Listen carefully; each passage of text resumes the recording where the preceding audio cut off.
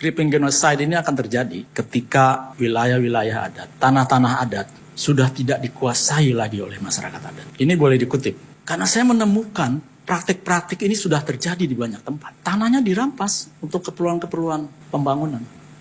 Jadi ini situasi tenur kita begini. Wilayah adat kita begini di Papua. Kalau tidak diurus wilayah, tidak diurus tadi penduduknya. Saya kira creeping genocide itu akan terjadi segera.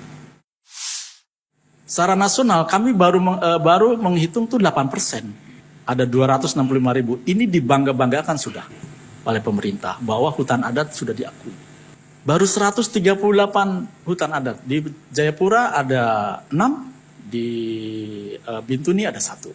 Baru 7 di tanah Papua hutan adat yang diakui oleh pemerintah. Tapi berapa besar state forest atau hutan yang diklaim sebagai hutan negara?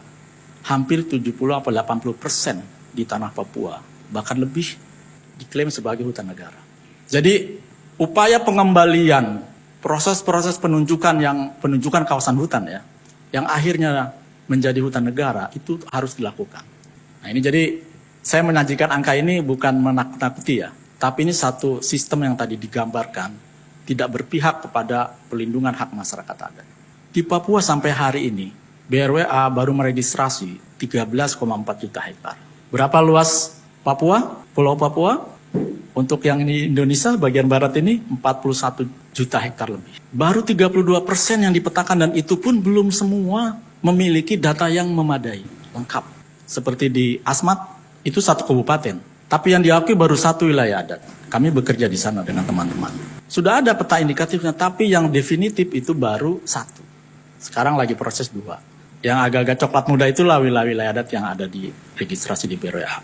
Jadi kawan-kawan muda, ini masih banyak PR kita. Tidak bisa dibiarkan ini menunggu pemerintah pusat dan juga pemerintah daerah untuk bekerja. Kalau sistemnya seperti sekarang.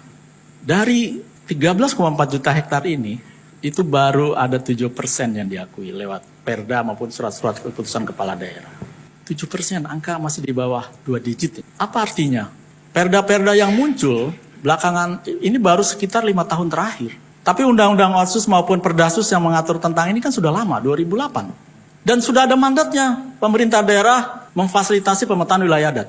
Ada itu di Perdasus itu. Perdasus 21, 22, 23 memandatkan.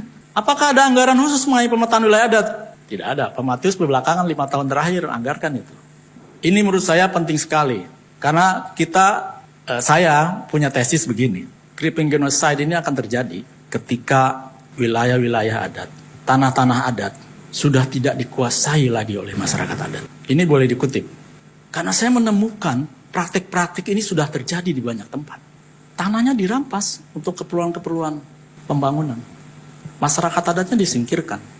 Saya punya foto nanti baik sekali, satu peristiwa yang memang kami bekerja di sana di Kalimantan Tengah. Bagaimana status tenurial wilayah adat? Ini tenurial ini satu sistem penguasaan yang kita bilang di wilayah adat. Karena pada kenyataannya di wilayah adat ini sudah banyak kapling-kapling peta-peta yang diproduksi oleh negara, oleh pemerintah, dan peta-peta yang diproduksi oleh badan-badan usaha, baik badan-badan usaha negara maupun badan-badan usaha swasta.